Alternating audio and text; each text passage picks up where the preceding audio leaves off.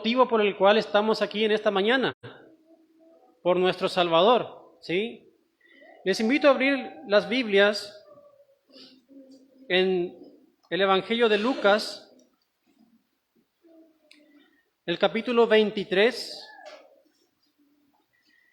y hablando en esta mañana sobre el tema de la muerte de Cristo en este devocional, quisiera hacer referencia sobre este tema, el tema central de la Biblia, porque es por eso que todo fue escrito, tanto del Antiguo Testamento, todo desembocaba en Cristo, y el Nuevo Testamento fue escrito por causa de Cristo también, porque sin Él no tendríamos salvación alguna, no habría ningún tipo de esperanza para nosotros en esta tierra. Y en esta mañana quisiera responder a esa pregunta que muchos tienen y dicen, ¿y quién mató a Cristo? ¿Quién mató a Jesús? ¿Sí? ¿Quién fue el culpable? ¿Los judíos o los gentiles? Vamos a ver la respuesta. Lucas capítulo 23, vamos a leer a partir del versículo 13 en adelante. Lleva por título Jesús sentenciado a muerte. Dice, entonces Pilato, convocando a los principales sacerdotes, a los gobernantes y al pueblo, o sea, todo el mundo estaba ahí, les dijo, me habéis presentado a este como un hombre que, perturba al pueblo, pero habiéndole interrogado yo delante de vosotros, no he hallado en este hombre delito alguno de aquellos de que le acusáis.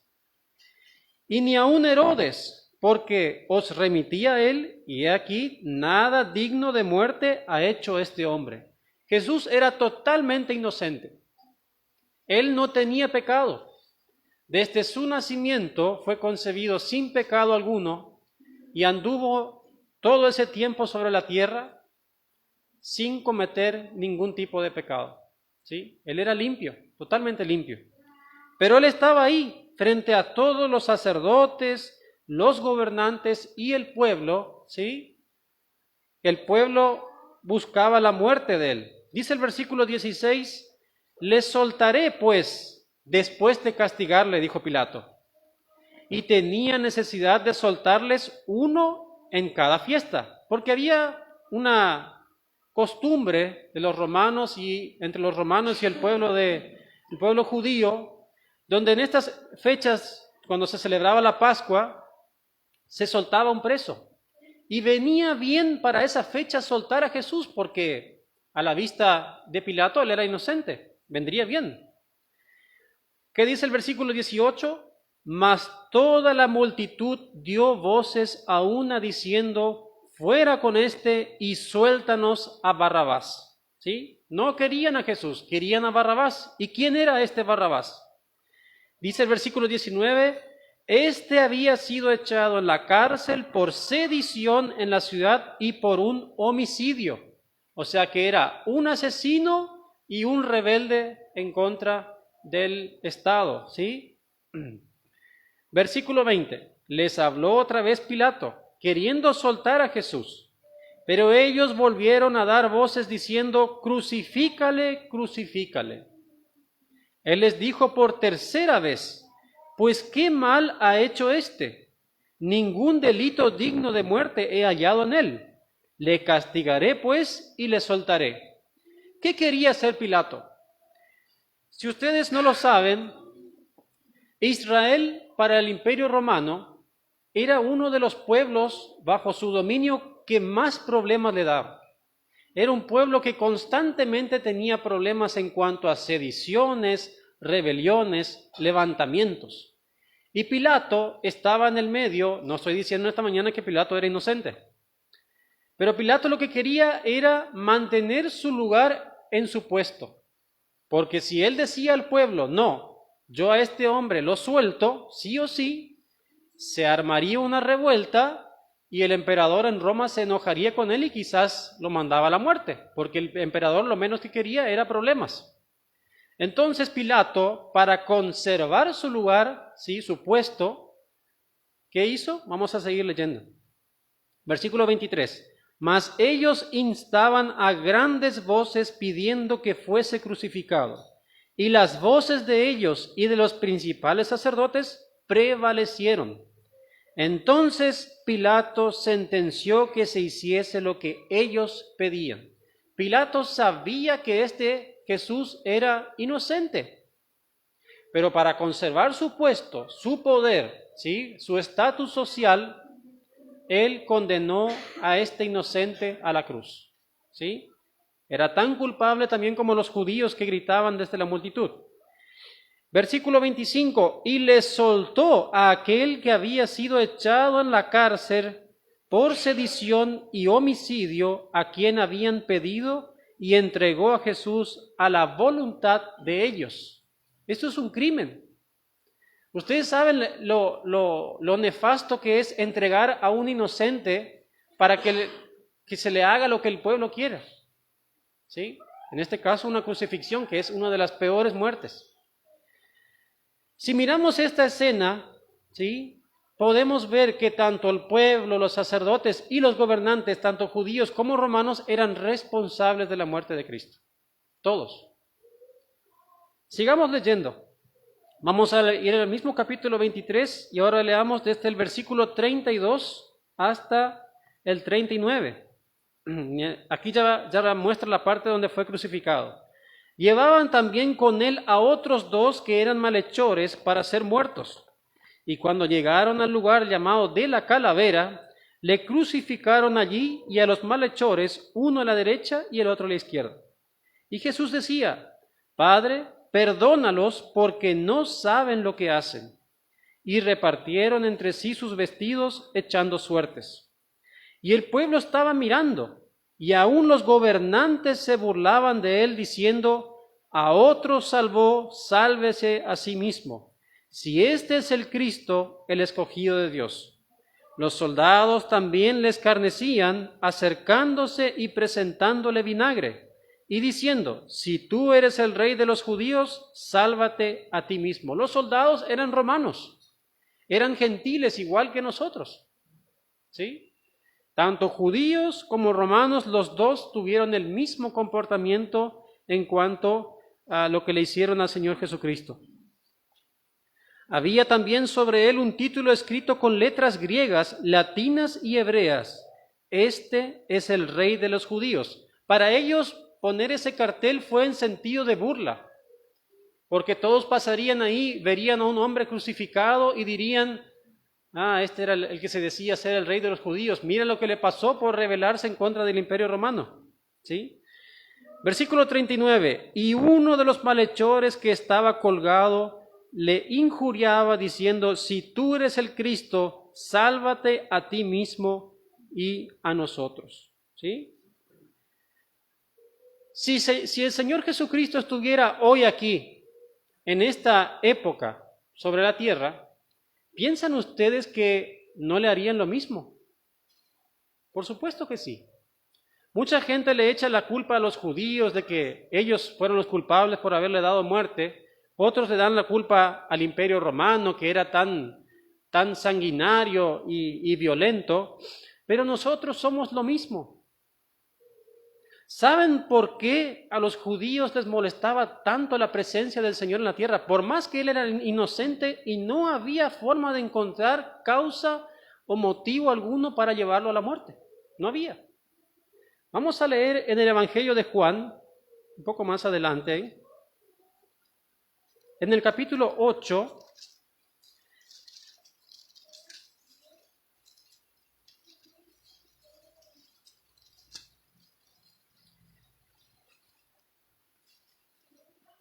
capítulo 8 del Evangelio de Juan, vamos a leer a partir del versículo 2, lleva como título La mujer adúltera.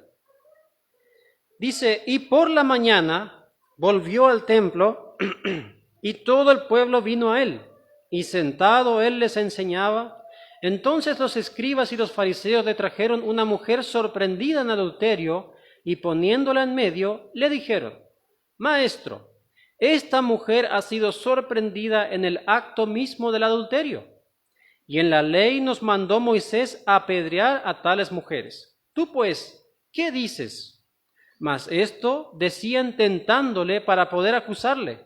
Pero Jesús, inclinado hacia el suelo, escribía en tierra con el dedo. Y como insistieran en preguntarle, se enderezó y les dijo: el que de vosotros esté sin pecado, sea el primero en arrojar la piedra contra ella. E inclinándose de nuevo hacia el suelo, siguió escribiendo en tierra, pero ellos, al oír esto, acusados por su conciencia, salían uno a uno, comenzando desde los más viejos hasta los postreros, y quedó solo Jesús y la mujer que estaba en medio. Esto era lo que les remordía tanto a ellos, lo que tanto les molestaba. Jesús veía el corazón de ellos, de cada uno. Él podía ver los pensamientos, él sabía lo que la gente pensaba. Estar parado frente a Jesús, tratándole como aquí ellos trataron de buscar una excusa para acusarle, ¿sí? Porque le quisieron tender una trampa, entre comillas, a él, buscando una ocasión a ver qué dice este hombre respecto a este tema, ¿sí? Y si se equivocaba, sería acusado, ¿sí? Pero él era mucho más inteligente porque él es Dios. Y él conoce, él puede ver a la persona como un vidrio, él lo ve de lado a lado. No hay nada que esconder para él. Y esto fue lo que tanto les molestó a los fariseos, a los judíos, a los romanos también. Y a nosotros también nos molesta. En nuestro cuerpo pecador, ¿sí? Nos molesta cuando nos miran y nos dicen: usted es pecador y necesita al Salvador. Y enseguida saltamos y decimos: no, pero yo soy una persona honesta, yo no robo, yo no miento, yo vivo solo de mi trabajo. Es igual, es la misma situación que leemos aquí en Juan. Ese es el problema de las personas a la hora de recibir a Cristo, la soberbia. La soberbia es uno de los peores pecados en la Biblia. ¿Por qué? No porque tenga algún castigo superior o algo así. Pero la soberbia nos lleva a un punto de no aceptar al Salvador y no reconocer que necesitamos a un Salvador. Y mucho menos el aceptar de que somos pecadores. Pero a esta gente le molestó tanto esto, ¿sí? Ese ser tan inocente que caminaba entre ellos y que les acusaba de sus pecados, y ellos, al no querer arrepentirse, lo mandaron a la cruz. Vamos a ir al mismo Evangelio de Juan, al capítulo 3, versículo 17.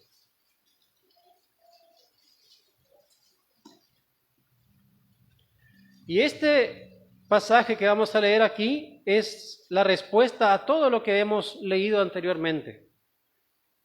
Dice en Juan capítulo 3, versículo 17 en adelante: porque no envió Dios a su Hijo al mundo para condenar al mundo, sino para que el mundo sea salvo por él. Pero ahí está el tema. La salvación está accesible para todos. Para los que están aquí en esta mañana, para los que están afuera, ¿sí? Pero ¿cuál es el tema? Dice el versículo 18: el que en él cree no es condenado. ¿Sí? No es condenado el que en él cree, el que ha creído en ese sacrificio perfecto que él hizo en la cruz, tomando nuestro lugar. Pero el que no cree ya ha sido condenado. Por eso siempre hay muchos pastores que dicen, como por ejemplo el pastor José siempre decía en el programa que él hace: esto es recibir a Cristo. Él repite muchas veces: si usted quiere ir al infierno, no haga nada, quédese así como está. No reciba a Cristo, no se arrepienta de sus pecados, quédese así, porque aquí dice: ya ha sido condenado, ¿sí? No porque Dios sea malo, sino porque Dios es justo. Y si usted no recibe a Cristo, si usted no cree en Él, en el sacrificio que Él hizo en la cruz, usted ya ha sido condenado. Porque no ha creído en el nombre del unigénito Hijo de Dios, dice. Y esta es la condenación, dice el versículo 19, que la luz vino al mundo y los hombres amaron más las tinieblas que la luz, porque sus obras eran malas. Ahí está el no reconocer el pecado propio. Por eso los judíos y los romanos, cuando lo veían a Jesús, chillaban los dientes de bronca delante de él, porque no lo soportaban. Porque él señalaba su pecado y nadie le podía decir, no, pero tú eres lo mismo que yo. No había forma. Dice el versículo 20, porque todo aquel que hace lo malo aborrece la luz y no viene a la luz para que sus obras no sean reprendidas. Cuando uno recibe a Cristo, no es como en algunas iglesias enseñan de que es como, digamos, un sentimiento, o solamente porque uno llora o porque tuvo una experiencia diferente, eso es todo. El recibir a Cristo consiste en, digamos, reconocer en primer lugar que yo soy culpable y que yo debería de haber estado en esa cruz en lugar de Cristo. Pero por fe, y solamente por fe, no por obras, yo debo de reconocer que ese sacrificio que Cristo hizo en la cruz, que cuando Él derramó su sangre, Él me limpió de todos mis pecados. Nada más. No le agreguen obras, porque la Biblia no agrega obras. Y si nosotros agregamos obras a la salvación, si ponemos condiciones como por ejemplo, no, yo si me quiero salvar tengo que cumplir la ley, tengo que guardar, no sé, el sábado, tengo que hacer tal o cual cosa, No, la Biblia no dice eso. La salvación es solamente por fe sin obras. El que enseña algo diferente es solamente un mentiroso y un estafador. Porque si decimos que yo necesito obras para salvarme, lo que yo estoy diciendo es, Cristo no hizo todo en la cruz, algo faltó. Su obra no fue suficiente, yo tengo que complementar esa obra. Es algo totalmente ridículo eso. Vamos a ir al Salmo 53, y con esto quiero ir terminando este devocional. Salmo 53. Y por esta causa, por lo que dice aquí en el Salmo 53, es el motivo por el cual mucha gente va al infierno todos los días. ¿Sí? Porque mientras que estamos en este cuerpo, todavía hay oportunidad para arrepentimiento. Pero una vez que partimos, ¿sí? Que estamos en ese cajón que se llama ataúd, en ese punto ya no hay más retroceso. ¿Sí? La oportunidad ha sido desaprovechada. Dice el Salmo 53, versículo 1, dice el necio en su corazón, no hay Dios. Esa es la primera excusa para no aceptar la salvación de Dios. No existe Dios, dicen los científicos más reconocidos del mundo, las personas supuestamente más inteligentes del mundo, las que están frente a un gobierno, a un, no sé, póngale el nombre que usted quiera. ¿Saben ustedes lo que significa la palabra necio? Yo les voy a decir lo que significa. Según el diccionario es lo siguiente: persona que insiste en los propios errores o se aferra a ideas o posturas equivocadas, demostrando con ello poca inteligencia. ¿Sí?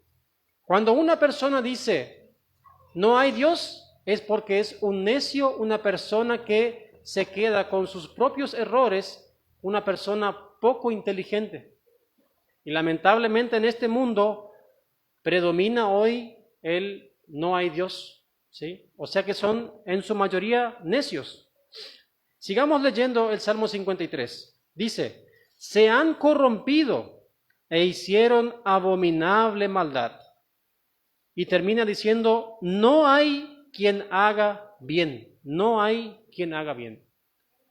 Yo espero que en esta mañana no haya ninguno en este templo que diga que yo no hago nada malo. Porque la Biblia dice lo contrario, no hay quien haga bien, dice. Dios desde los cielos miró sobre los hijos de los hombres para ver si había algún entendido que buscara a Dios. Pero no encontró a ninguno. Dios de los cielos, desde los cielos, miró si había por lo menos uno. y ninguno aprobó ese examen. Cada uno se había vuelto atrás, todos se habían corrompido. No hay quien haga lo bueno, no hay ni aún uno. Por eso no caigamos en esa trampa de decir, por ejemplo, no, si el Señor estaría hoy caminando entre nosotros, yo no lo iba a mandar a la cruz, nadie de nosotros lo iba a condenar. Mentira, no hay uno. No íbamos a soportar la presencia de Él delante de nosotros como pecadores. Solamente si la persona se arrepintiese de sus pecados, sí, y lo recibiría como su Salvador, como lo hicieron los apóstoles y los discípulos.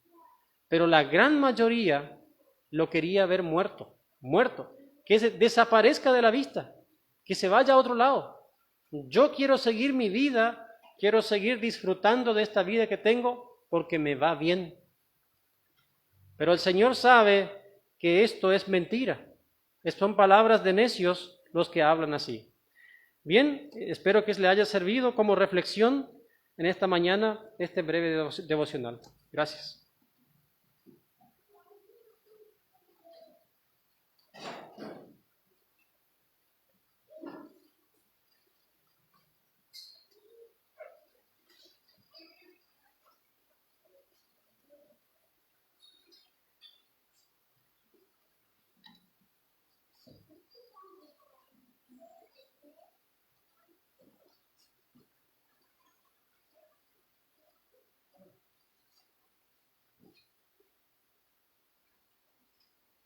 Quiero invitarles a que busquen vuestros himnarios el himno número 108, vamos a estar cantando. Y luego de este himno que vamos a estar también aprendiendo de la palabra del Señor. Himno número 108.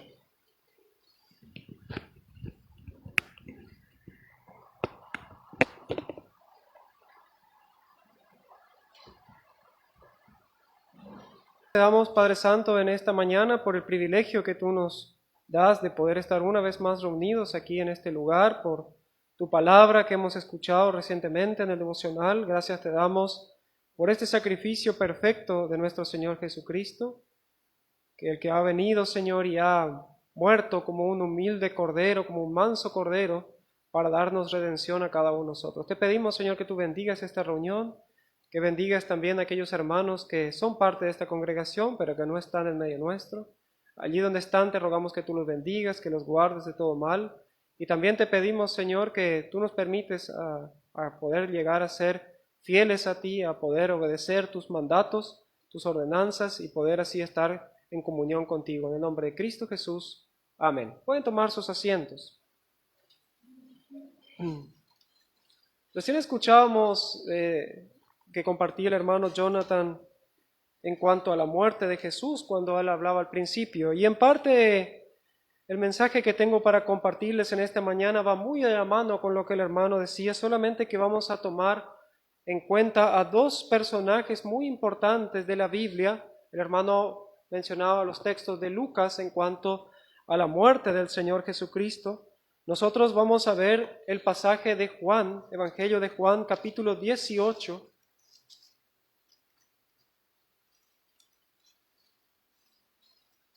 El versículo 19 y 27, hasta el 27.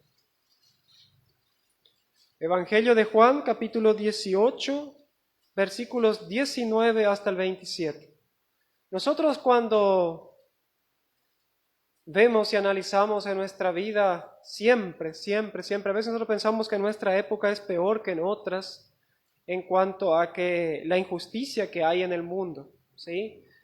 Nosotros sabemos bien que en las cárceles de nuestros días hay mucha gente que obviamente es culpable de lo que se le había acusado en su momento ante un juez, ante un tribunal, podemos decir ante un grupo de personas, ¿sí?, que lo juzgó, ¿sí?, y la persona fue encontrada culpable y fue llevado a la cárcel y está pagando una culpa. En otros lugares del mundo, como en Estados Unidos y otros países más, existe la pena de muerte, en donde la persona, si ha cometido un homicidio con alevosía, es condenado a muerte, sea silla eléctrica y diferentes métodos de ejecución, ¿sí? Otros pasan toda su vida en una cárcel, ¿sí? Sin poder ver más la luz del sol, ¿sí? Así es. Pero también hay mucha gente inocente dentro de las prisiones, ¿sí? Y no debemos de ser apartes de esto. Hay veces motivos políticos por el cuales están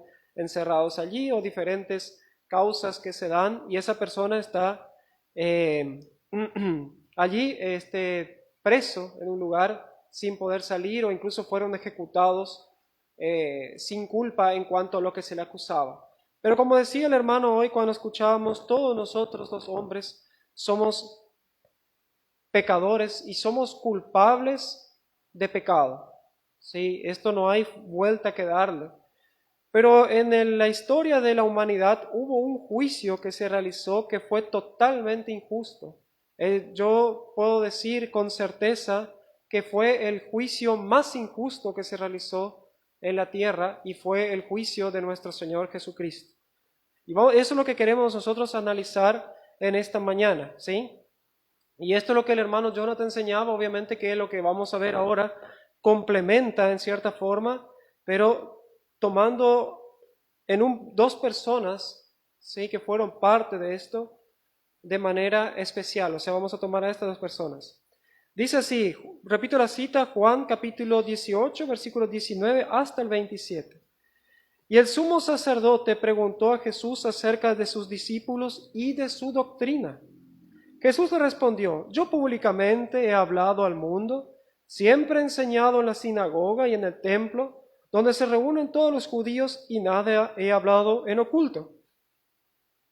¿Por qué me preguntas a mí? Pregunta a los que han oído, que les haya yo hablado. He aquí ellos saben lo que yo he dicho. Cuando Jesús hubo dicho esto, uno de los alguaciles que estaba allí le dio una bofetada diciendo, ¿así respondes al sumo sacerdote? Jesús le respondió, si he hablado mal, testifica en qué está el mal, y si bien, ¿por qué me golpeas? Anás entonces le envió atado a Caifás, el sumo sacerdote. Versículo 25, estaba pues Pedro en pie calentándose y le dijeron, ¿no eres tú de sus discípulos? Él negó y dijo, no lo soy. Uno de los siervos del sumo sacerdote, pariente de aquel a quien Pedro había cortado la oreja, le dijo, ¿no te vi yo en el huerto con él? Negó Pedro otra vez y enseguida cantó el gallo. ¿Sí? ¿Vieron ustedes que si nosotros leemos los demás evangelios comparando con de Juan, ¿sí? Por ejemplo, en la parte en donde Pedro niega a Jesús, en los otros evangelios habla de 3 negaciones. Aquí habla solamente de 2, ¿sí? Y entonces, y otros aspectos que vamos a ir analizando a continuación, y ustedes dirán, ¿y por qué? ¿Por qué cambia un evangelio con el otro?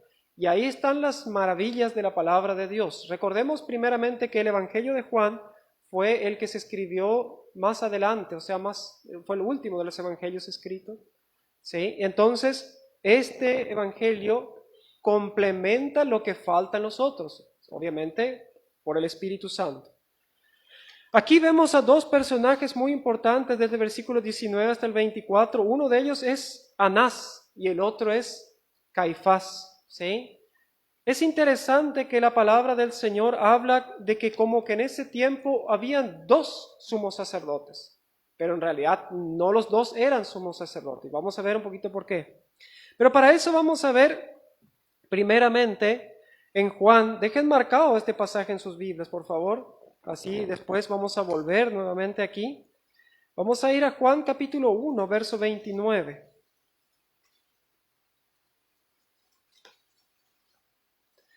Hay varios aspectos que el evangelista Juan, ¿sí?, deja de lado y no menciona. Pero recordemos que Juan, el trabajo del evangelista Juan, es hacer ver a Jesús como ese humilde cordero que vino a ser sacrificado por nosotros. Como dice allí en Juan 1:29, el siguiente día vio Juan a Jesús que venía a él y dijo, he aquí el Cordero de Dios que quita el pecado del mundo. ¿Sí? Este versículo es el corazón del Evangelio de Juan. Así es como Juan, ¿sí?, presenta a Jesús. Cada evangelio presenta a Jesús de otra forma. Uno le presenta como el rey, ¿sí? En este caso, el evangelio de Juan lo presenta como el Cordero de Dios que vino a quitar el pecado del mundo, ¿sí? Hay que tener en cuenta, y ya muchas veces lo hemos dicho, de que Él quita el pecado, no lo cubre. Porque los animales en el Antiguo Testamento cubrían los pecados, ahora este Cordero quita el pecado. ¿Sí? No es lo mismo cubrir que quitar. Ahora bien, como dijimos, ¿sí?, el evangelista Juan dedica poco tiempo también o espacio al interrogatorio ante las autoridades religiosas. ¿Sí? ¿Y por qué hace esto? ¿Sí? Porque él hace ver aspectos importantes que tal vez los demás evangelistas dejaron de lado. Vamos a pasar ahora a Juan capítulo 18, verso 14. Uno de los trabajos también del Evangelio de Juan es demostrar la inocencia de Jesús. Evangelio de Juan capítulo 18, versículo 14. ¿Sí? Era Caifás el que había dado el consejo a los judíos de que convenía que un hombre muriese por el pueblo. ¿Sí? Había una situación aquí. Esto no fue algo fácil de realizar para los judíos. Porque ustedes saben bien que en la ley de Moisés se decía, después vamos a ver ese pasaje, que para acusar a un hombre de un delito, de un pecado, tendrían que haber 2 a 3 testigos. ¿Sí? El problema de Caifás y también de Anás era que no había testigos para demostrar que Jesús estaba errado. O sea, no había forma. Es como decirle, hermano, hoy Jesús era inocente en toda su palabra y fue muy difícil para ellos acusarle de muerte. O sea, no era así nomás de decir, bueno, ahora lo llevamos ante los romanos y decía Pilato, bueno, mátenlo, y Pilato decía, bueno, ya maten, ¿sí? Ya está, se crucifiquen. No, ustedes saben bien cómo fueron los acontecimientos, que el mismo Pilato quiso liberar a Jesús en una determinada vez, porque él vio que él era inocente y que por envidia lo habían entregado. Ahora, estos hombres es como aquel fiscal acusador que viene en nuestros... No sé si ustedes manejan mucho el tema de lo que son las causas penales. Está el fiscal, que es el acusador, y después está el abogado defensor, ¿sí? El trabajo del fiscal es juntar las suficientes pruebas, testigos y argumentos para demostrar que el acusado realmente cometió el crimen.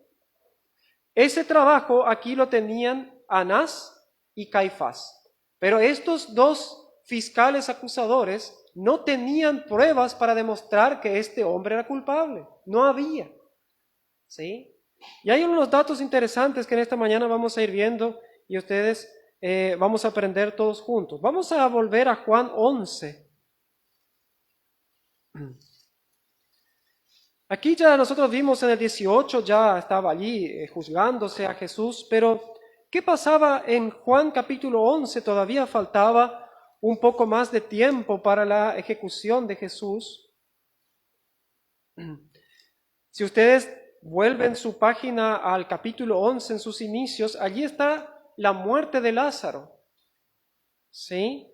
Y la resurrección de Lázaro. Ya en aquel tiempo, faltaba mucho todavía para la crucifixión y muerte de nuestro Señor Jesucristo, ya los sacerdotes y los religiosos del tiempo de Jesús ya buscaban la forma de matarlo. Y dice aquí, como dijimos en el capítulo 11, verso 47 hasta el 50, lo siguiente: entonces los principales sacerdotes y los fariseos reunieron el concilio y dijeron, ¿qué haremos? Porque este hombre hace muchas señales, ¿sí? Esto era evidente. Aquí había un problema, ¿sí? ¿Cómo demostrar a alguien demostrar que sea culpable si la mayoría del pueblo vio sus maravillas y señales? ¿Qué haremos? Sí, aquí ya se estaba maquinando la mente maestra de estos hombres, obviamente con la fuerza de Satanás detrás, para juntar alguna que otra prueba para demostrar que Jesús era culpable. Versículo 48, si le dejamos así, todos creerán en él. Todos creerán en él. A veces nosotros, como yo siempre digo, leemos la Biblia y no notamos estas palabras. Los mismos religiosos sabían que si Jesús no era cortado de la tierra, es decir, si no le daban muerte, todos creerían en él, tarde o temprano.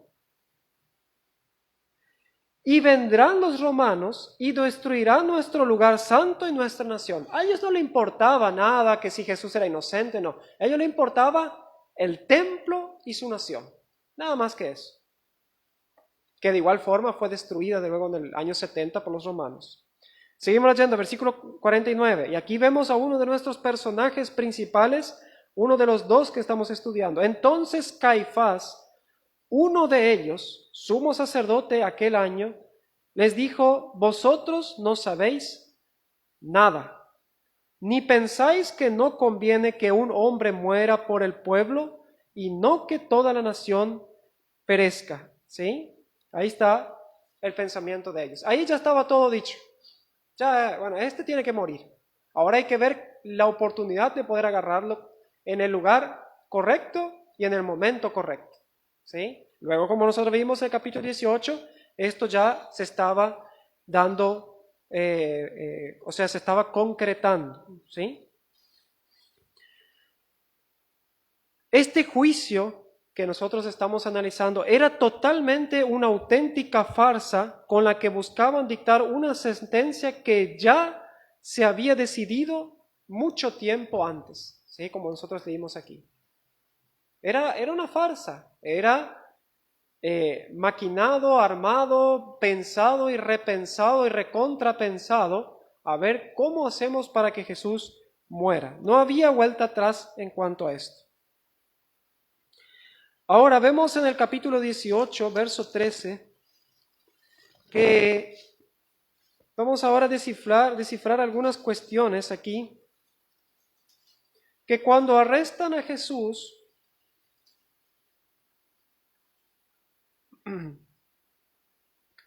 dice en el versículo 13, y le llevaron primeramente a Anás, porque era suegro de Caifás, que era sumo sacerdote aquel año. ¿Sí? Caifás era el sacerdote, pero Anás era el sacerdote anterior. Ahora, ¿cómo nosotros entendemos esto? Si sabemos bien que según las Escrituras, suceder o reemplazar a un sumo sacerdote se hacía solamente cuando el sumo sacerdote estaba ya por morir o moría. ¿Sí? Entonces, ¿cómo nosotros interpretamos esto que aquí habían aparentemente dos sumos sacerdotes?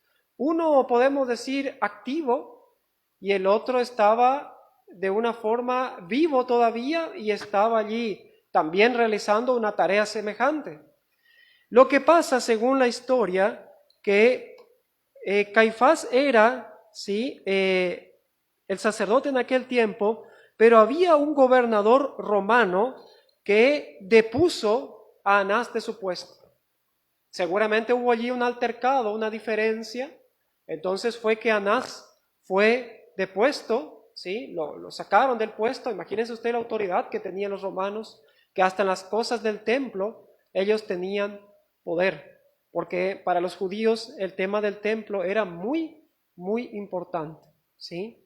Pero ¿qué pasa? Allí se manejaba todo políticamente. Todo se manejaba políticamente. Estos días en el estudio con el hermano Héctor, que siempre tenemos los martes, veíamos este tema de los fariseos y los saduceos, ¿sí? De cómo los fariseos tenían su cuestión, que dentro de todo eran los llamados bíblicos de esa época. Y los saduceos eran los ricos, pero eran una secta contraria a las escrituras porque ellos no creían en los ángeles y no creían en la resurrección. Por eso ya siempre iban a Jesús y le decían, había un hombre que tenía una mujer y ese hombre murió y después esa mujer pasó a su hermano y así hasta, ¿de quién va a ser mujer en la resurrección de los muertos? ¿Qué Jesús le dijo? Ignoráis las escrituras, ¿sí? Esos eran los saduceos. Los saduceos eran muy ricos, ¿sí? Y ellos incluso llegaban a sobornar a los romanos para que les dejen tener cierto estatus. Y ese dinero no salía de sus bolsillos, sino que salía del pueblo, de los diezmos y todo lo que daba al pueblo de Israel, porque ellos todavía estaban bajo la ley y tenían que cumplir con esto. Entonces ellos sobornaban al pueblo romano y así obtenían muchos beneficios, ¿sí? Pero aparentemente este Anás era un hombre que tuvo un problema con los romanos y fue depuesto por un gobernador romano que gobernaba en ese tiempo y lo pusieron a Caifás en su lugar. El yerno, ¿sí? El yerno ocupó el lugar. Este sí fue puesto por los romanos. Así ustedes ven cuánto problema había allí ya. En todo estaba metido el romanismo, ¿sí? El imperio romano dominaba todo. Ahora en el versículo 24 del capítulo 18 vemos que aparentemente Anás no pudo cumplir su objetivo de sacarle información a Jesús y dice, Anás entonces le envió atado a Caifás, el sumo sacerdote, ¿sí? Ahora bien, vamos a ir a Lucas capítulo 3, verso 2.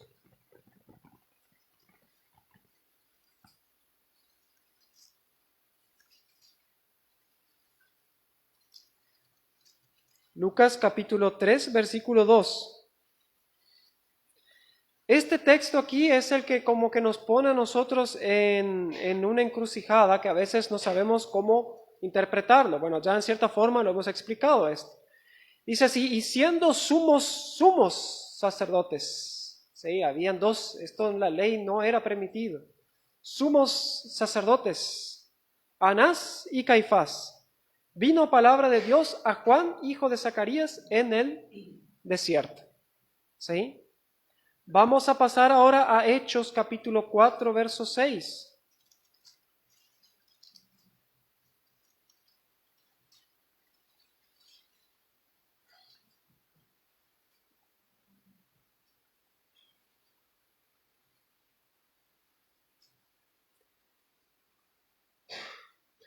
Aquí habla de Pedro y Juan ante el concilio. ¿Y ante quién tuvieron que ir? Ante Anás y Caifás. Vamos a leer el versículo 5 también. Aconteció al día siguiente que se reunieron en Jerusalén los gobernantes, los ancianos y los escribas. Y el sumo sacerdote Anás y Caifás y Juan y Alejandro y todos los que eran de la familia de los sumos sacerdotes. ¿Sí? Habían seguramente varias decenas de hombres allí presentes en este momento, cuando ellos estuvieron ante este concilio. Ahora bien, ¿cuál era el propósito de este interrogatorio a Jesús? ¿Cuál era el propósito? Si él era culpable, no había mucho que interrogar. Había que decir, bueno, estos hombres son testigos, estos vieron que Jesús cometió tal pecado, y bueno, era reo de muerte. Ahora hay que ir a los romanos que tenían el poder de ejecutar, y entonces ya estaba todo. Pero entonces, ¿por qué Anás empieza allí un interrogatorio para con Jesús? Volvamos nuevamente a nuestro pasaje de Juan capítulo 18, como les decía hoy, dejen marcado. Cuando Jesús fue arrestado, ya estaba bien entrada la noche, ya estaba oscuro. Y en esas circunstancias lo lógico habría sido dejarlo bajo custodio hasta que amaneciera. Así se tendría que haber hecho. ¿Sí? No ese de andar carreándolo a Cainás, después a Caifás, después a Pilato. Pilato seguro estaba durmiendo, seguro que estaba durmiendo. Entonces, ¿por qué ellos hicieron esto? Lo que pasa es que los líderes del judaísmo tenían mucho interés en condenarlo cuanto antes. Es como decir, no vamos a dejar enfriar la cosa. No vaya a ser cosa que mañana, por X motivo, lo suelten. Entonces vamos, ahora que está caliente la cosa, vamos a apurar el trámite. Como les dije, su deseo era de acelerar al máximo el proceso y movilizaron a todos los miembros del Sanedrín a altas horas de la noche. Seguro fueron puerta por puerta y golpeaban diciendo, levántate fulano, aquí tenemos una cuestión de suma importancia, ven. Estaban todos durmiendo. Esto llevó su tiempo. También tendrían que realizar la difícil tarea de encontrar algún que otro testigo que habría de acusar formalmente al Señor Jesucristo. ¿Sí? Al parecer, ¿sí?, Caifás, sumo sacerdote en función, estaba trabajando en todo esto. Es como decir, bueno, ahora vamos a poner mano dura, vamos a trabajar en realizar este proyecto. Un proyecto diabólico, pero al fin y al cabo era un proyecto. Pero mientras que Caifás, en su función de sumo sacerdote, estaba viendo cómo juntar los testigos para acusar a Jesús, Anás trató de estirarle la lengua a Jesús en un interrogatorio muy informal, ¿sí? Con que era necesario con esto, o él creía que con esto iba a sacar algún delito de boca de Jesús que él había cometido. Hoy en día, ustedes saben, no sé si son muy interesados, pero para solamente, o interiorizados en esto, pero para tener una idea de cómo trabaja la policía en nuestros días, yo solamente le quiero dar como ejemplo esto. Llevan al acusado, ¿sí?, o a los acusados, y los sientan a uno de una oficina y al otro en otra oficina o habitación. Y allá interroga a uno y en la otra interrogan a otro, a ver qué dice aquel y qué dice este. Y si se contradicen, ahí hay un problema. Entonces alguien está mintiendo. ¿Sí? Entonces, obviamente con la astucia de la persona que está investigando y preguntando, preguntas a veces bastante difíciles de contestar, de alguna forma ese sospechoso puede decir algo que puede servir para acusarlo. Lo mismo estaba tratando de hacer Anás, a ver si encontraba algo que Jesús podía largar la lengua y con eso podía acusarlo. ¿Qué preguntas le hizo ¿qué preguntas le hizo Anás a Jesús? Vamos al versículo 19 del capítulo 18. Y el sumo sacerdote preguntó a Jesús acerca de dos cosas: sus discípulos y de su doctrina. ¿Sí? De sus discípulos y de su doctrina. Dos cosas importantes. Ahora bien, ¿cómo podría de alguna forma Anás sacarle provecho preguntándole de sus discípulos y de su doctrina? Claro, en cuanto a la doctrina es fácil, porque si Jesús dijera algo en contra de la ley, esto ya sería evidente de pena de muerte.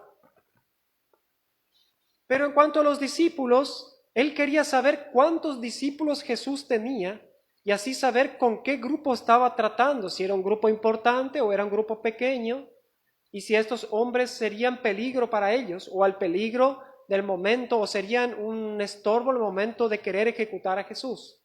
Pero presten atención, y aquí está, como decía el hermano hoy, la sabiduría de Jesús, que es inalcanzable e incomparable. ¿Qué hizo Jesús? Jesús le dijo: yo públicamente, versículo 20, he hablado al mundo, siempre he enseñado en la sinagoga y en el templo donde se reúnen los judíos, y nada he hablado en oculto. Y ustedes dirán: ¿y qué sabiduría hay acá? Ustedes deben de saber que los sumos sacerdotes o los religiosos, fariseos o quienes sean, mandaban espías a las sinagogas cuando Jesús predicaba a ver si lo encontraban en algún delito o en contra de la ley. ¿Sí?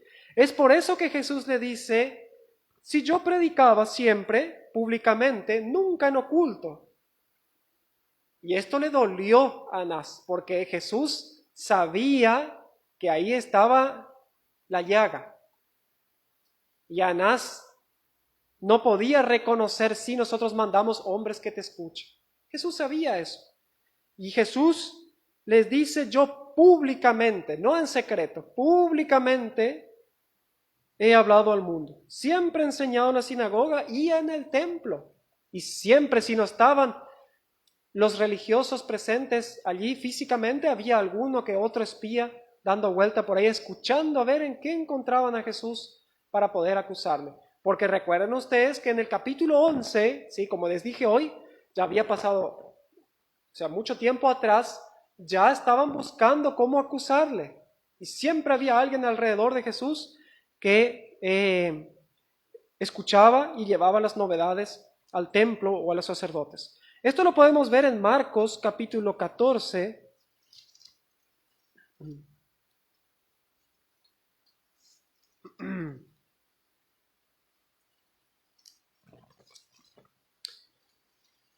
El versículo 55 hasta el 59.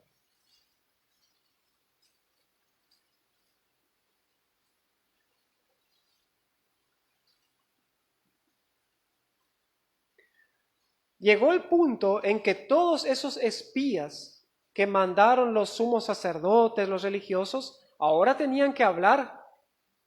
¿Sí? Y eso lo encontramos allí ya en el juicio que relata aquí Marcos. Capítulo 14, versículo 55 hasta el 59.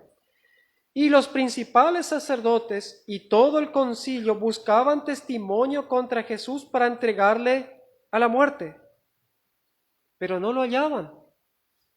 No había en qué aferrarse, no había en qué agarrarse en decir, ahora Jesús estaba arrestado, ahora había que juntar rápido evidencia, a ver si lo podemos meter una causa y con eso matarlo. Versículo 56, porque muchos, ahora vienen, fíjense ustedes qué pasó con esos espías, porque muchos decían falso testimonio contra él, mas sus testimonios no concordaban, ¿sí? Era como que si vamos a suponer en esta mañana hasta el hermano Aldo, el hermano Denis y yo, y nos ponemos aquí a querer acusar algo o a alguien. Y el hermano Aldo dice, no, pero yo vi escuché que él dijo tal cosa, ¿sí? Que era tal asunto. Y el hermano Denis dice otra cosa. Y yo digo, no, pues yo digo otra cosa. ¿Y qué pasó?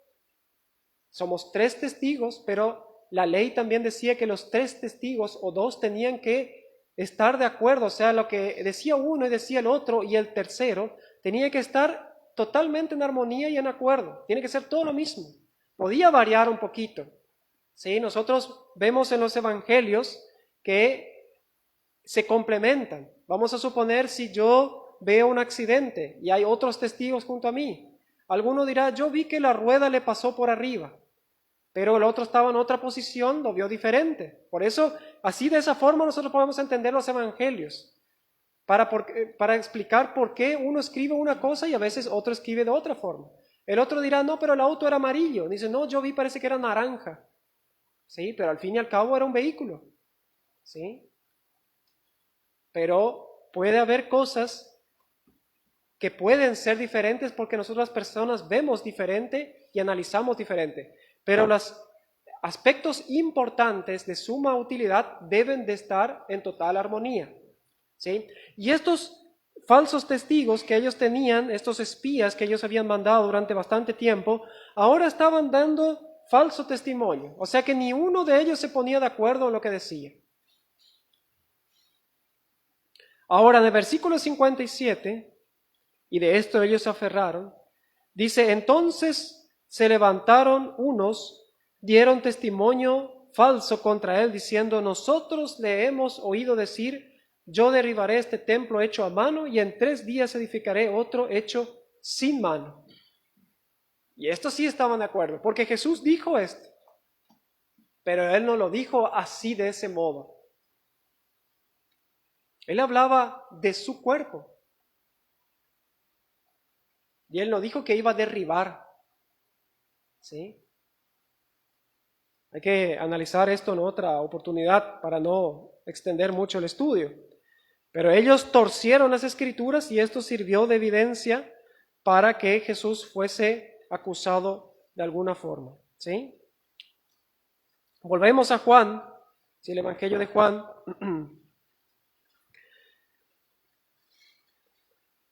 Jesús le dice en el versículo 21, ¿por qué me preguntas a mí?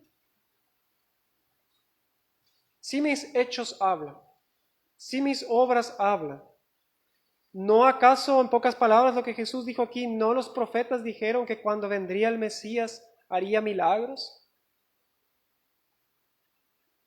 Pregunta a los que han oído, dijo Jesús, que les haya yo hablado. Claro, no iban a hacer esto. Imagínense usted que ahora los religiosos saldrían al pueblo a preguntar, ¿qué hizo Jesús por ustedes? Y hablarían maravillas de él. Nos alimentó. Yo estaba ciego y vi, ahora veo. Yo estaba paralítico y ahora camino. Mi hijo estaba atormentado por un demonio y ahora es un hombre o una mujer normal. Esto no serviría en una causa, al contrario, sería en beneficio de Jesús. Pero el tema religioso en el tiempo de Jesús estaba tan putrefacto dentro, de que llegaron incluso a abofetear a Jesús. Eso no se podía hacer a una persona que se estaba acusando, que se estaba haciendo el juicio. Ustedes no van a ver, por ejemplo, en el tiempo de Moisés, que alguien abofeteó a un acusado. Por ejemplo, a ese hombre que fue buscado cuando cortaba leña en el día de reposo. No le dieron unas cachetadas y después lo apedrearon. No, se tenía que hacer el juicio correctamente, en respeto a la persona, y la ejecución se tenía que hacer como Dios estableció. ¿Sí? Lo mismo vemos con este hombre que había tomado del anatema en los tiempos de Josué, ¿sí? Y lo escondió debajo de sus enseres, abajo de su tienda. No le fueron y le dieron unas cuantas bofetadas a él o a su esposa y después lo apedrearon hasta que los taparon con piedra. No.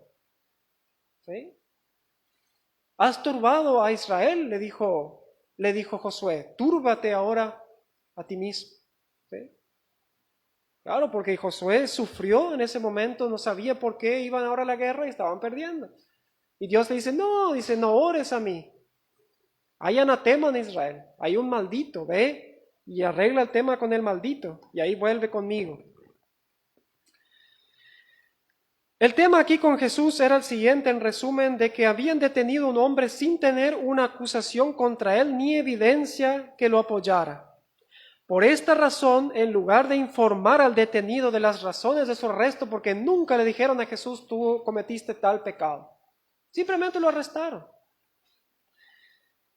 Lo único que Anás podía hacer eran preguntas vagas y generales con la esperanza de descubrir algún delito en el cual pudieran inculpar al Señor. ¿Sí? Y al fin y al cabo, todo esto no era más que un intento de intimidar al prisionero a fin de que dijera algo que pudiera ser usado en su contra. ¿Sí? Así hacen las autoridades en nuestro tiempo. Ahora bien, vamos a ir a Mateo capítulo 27.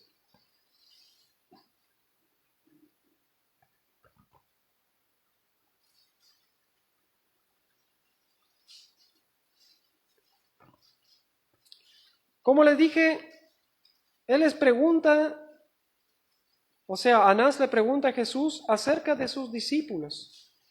Vamos a ver un poco en cuanto a esto, porque como les había dicho, Anás quería saber con qué números se estaba enfrentando, a ver cuántos cristianos habían allí afuera. No vaya a ser cosa que su plan sea muy peligroso y se le complique la cosa. Capítulo 27, versículo 18.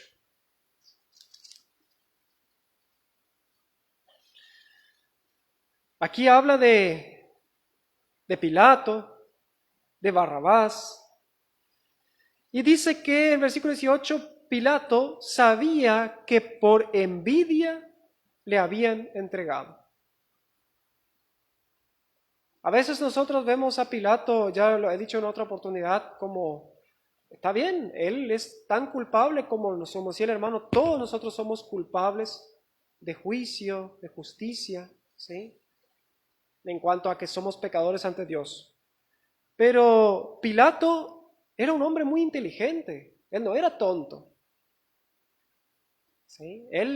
Y aparte de todo se puede ver ciertos rasgos de justicia en Pilato, porque como vimos este texto, él sabía que lo habían entregado por envidia. ¿Sí? Porque, ¿qué le importaba a Pilato? Era un judío, era un pueblo sublevado bajo los pies del gran imperio romano, del César, que era considerado un dios para ellos. ¿Sí? Para ellos un judío era algo como una mosca a matar. Él no precisaba decir o ni siquiera pensar de que Jesús lo habían entregado por envidia. Mátenlo y listo, dejen de molestar con esto. Pero él en su corazón sabía que lo habían entregado por envidia. ¿Sí? Y él de una u otra forma trató de salvar a Jesús del dictamen final de la muerte, porque él en su momento dice que ningún crimen hallo en este hombre. Ahora bien, el problema estaba en los sacerdotes y en la cúpula religiosa de aquel tiempo, es que ellos no podían soportar que el pueblo admirara al Señor Jesucristo, ¿sí? Y esto a ellos los corroía por dentro, era como un ácido que los iba corcomiendo.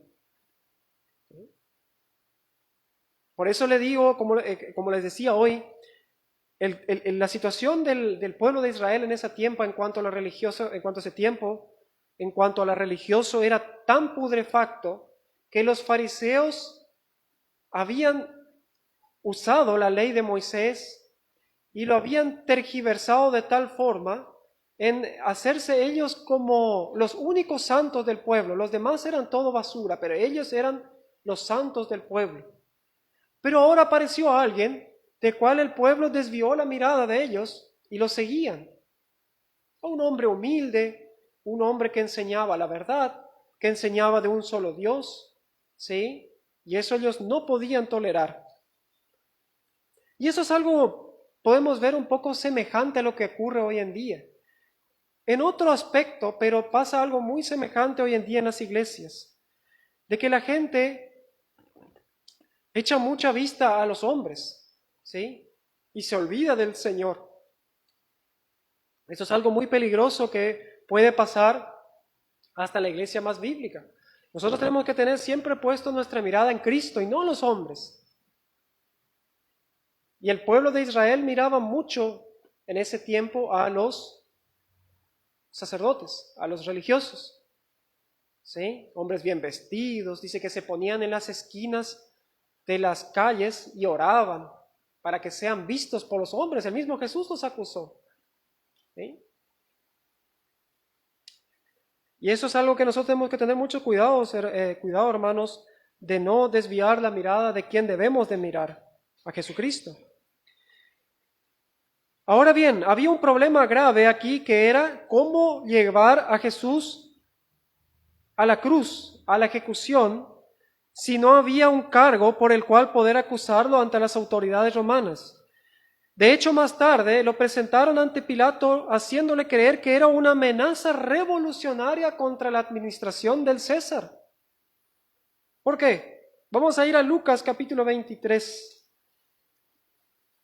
Claro, cuando uno quiere levantarle falsos a alguien, empieza a inventar cosas o le agrega algún asunto.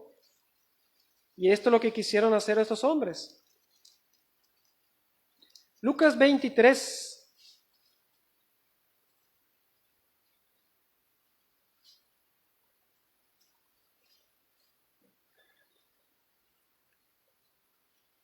Y no me puedo dejar de acordar en cuando leo esto, cuando el texto dice, y a los suyos vino, y a los suyos no le recibieron. Este texto se materializa, se consume en este pasaje que vamos a leer aquí. Levantándose entonces toda la muchedumbre de ellos, llevaron a Jesús a Pilato y comenzaron a acusarle diciendo, a este hemos hallado que pervierte la nación y que prohíbe dar tributo a César. Jamás Jesús dijo eso. Es más, él dijo, dad al César lo que es del César. Vieron como ahí ya no es solamente agregarle algo, sino cambiar totalmente la postura. ¿Qué más podemos leer aquí? Diciendo que él mismo es el Cristo, un rey. Entonces Pilato le preguntó diciendo, ¿eres tú el rey de los judíos? Y respondiéndolo él le dijo, tú lo dices. Y Pilato dijo a los principales sacerdotes y a la gente, ningún delito hallo en este hombre. ¿Sí? Jesús le dijo, tú lo dices, en cuanto a que él era rey. Y bueno, y ahí Pilato se dio cuenta que no había ni un delito en él.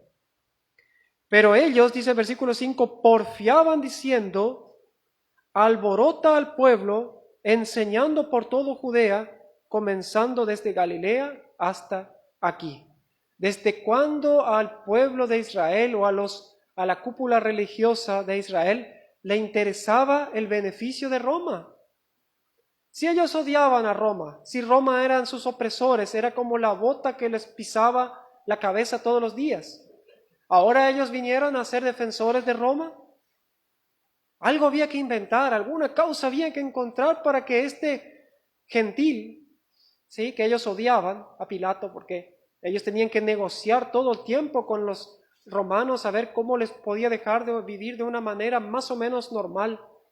Ellos odiaban a Pilato. Ahora vienen a decir que este es contrario al César. Es más, en una oportunidad le dicen, o sea, no lo vemos aquí, pero en uno de los evangelios dice que no tenemos más rey que al César. Mentira, si ellos odiaban al César. Incluso se ve la falsa acusación, se ve la mentira de estos hombres. ¿Sí? Ahora bien,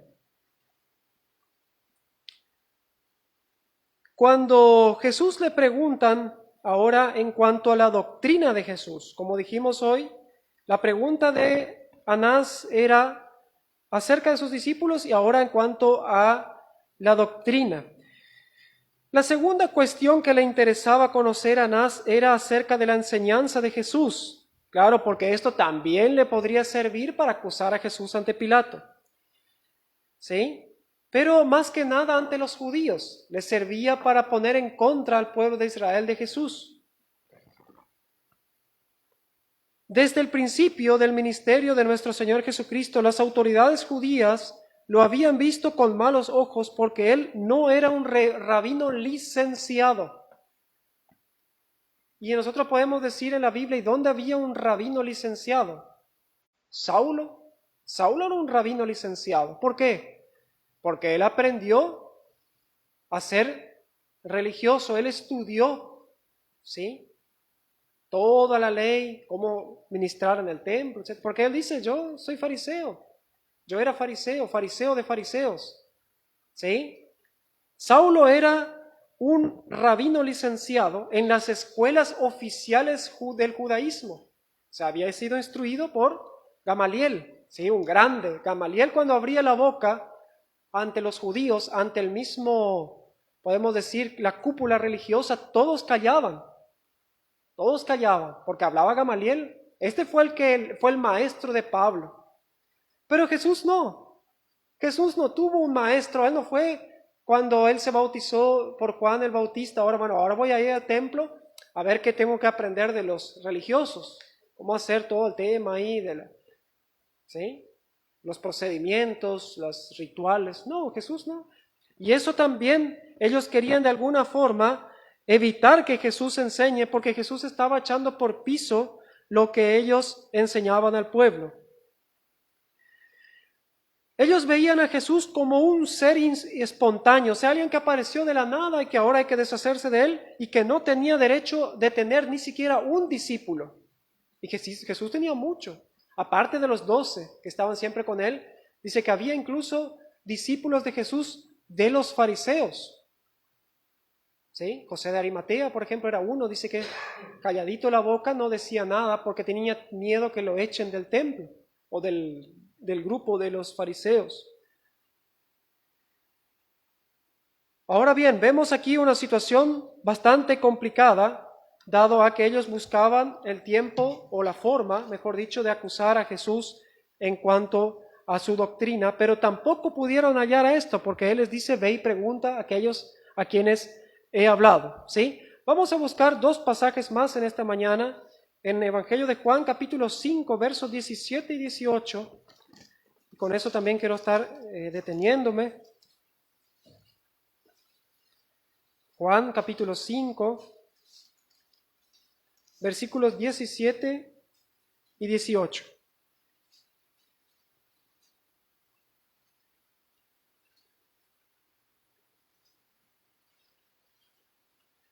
Los judíos perseguían a Jesús sin descanso, ¿sí? ¿Por qué? Porque mucho venía de la mano en cuanto a que él decía que él era el Hijo de Dios, y esto ellos no podían entender, ¿sí? Y esa acusación la llevaron incluso ante Pilato. Ahora vamos a verla. Juan capítulo 5, versículo 17 hasta el 18. Y Jesús le respondió, mi Padre, aquí él se estaba identificando como el Hijo de Dios, hasta ahora trabaja y yo trabajo. Por esto los judíos aún más procuraban matarle, porque no solo quebrantaba el día de reposo, es decir, el sábado, sino que también decía que Dios era su propio Padre, haciéndose igual a Dios. Y esto ellos no podían tolerar. Y por último, buscamos en Juan 19, 7. Juan capítulo 19, verso 7. Los judíos le respondieron, nosotros tenemos una ley, y según nuestra ley debe morir, porque se hizo a sí mismo hijo de Dios. ¿Sí? Como ustedes vieron aquí, la misma, ese mismo odio y intolerancia de que Jesús se hacía llamar Dios, ellos lo llevaron hasta incluso a Pilato, que a Pilato no le importaba esto.